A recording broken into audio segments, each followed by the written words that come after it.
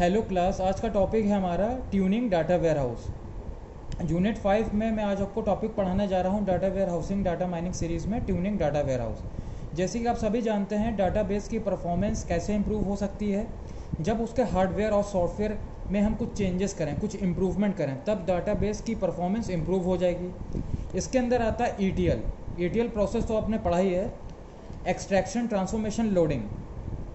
जब भी हमारा डाटा एक्सट्रैक्ट होता है, ट्रांसफॉर्म होता है और लोड हम करते हैं जब अपने डाटा को डाटा वेयर हाउस में, तो यहाँ पे देखिए, data warehousing related batch jobs are typically of lower priority. That means that the window for data loading is not very long.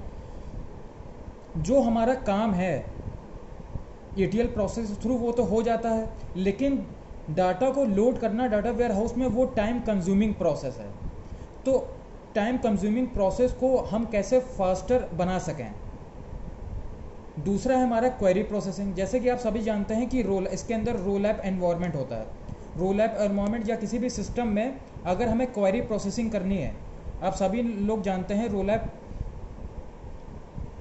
App में जो हमारा एनवायरनमेंट होता है वो रिलेशनल डाटाबेस को यूज़ करता है, और रिलेशनल डाटाबेस को यूज़ करते हुए क्वेरी प्रोसेसिंग होती है हमारी, मतलब क्वेरी का आंसर मिलता है। तो क्वेरी प्रोसेसिंग कैसे फास्टर बनाएं। कोई भी रोल ऐप एनवायरनमेंट या कोई भी सिस्टम जब क्वेरी रन करता है, देखिए लिखा भी हुआ है, और in a system where the reports are run directly against the relationship database. अगर कोई सिस्टम है, अगर कोई रोल ऐप एनवायरनमेंट है, डाटाबेस को एक्सेस करता है, रिलेशनल डाटाबेस को एक्सेस करता है, तो कैसे हमारी क्वेरी कम समय में रन हो जाए और हमें आंसर जल्दी से जल्दी मिल जाए। फिर देखिए अगला टॉपिक आपका रिपोर्ट डिलीवरी।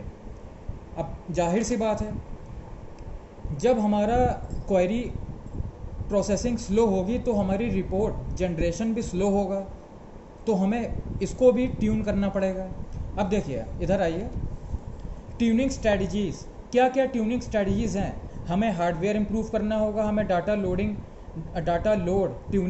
लोड के प्रोसेस को इंप्रूव करना होगा, हमें क्वेरी प्रोसेसिंग को इंप्रूव करना होगा। हार्डवेयर कॉन्फ़िगरेशन में क्या है, इंक्रीज सीपीयू बैंडविड्थ, सीपीयू का प्रोसेसिंग लेवल हमें बढ़ाना होगा, इंप्रूव करना होगा। इंक्रीज नंबर ऑफ डिस्क, हमें सीपीयू के अंदर number of storage disk increase करनी होगी फॉर इनपुट आउटपुट प्रोसेसिंग। उसके बाद आगे देखिए, data load tuning in the data ware house.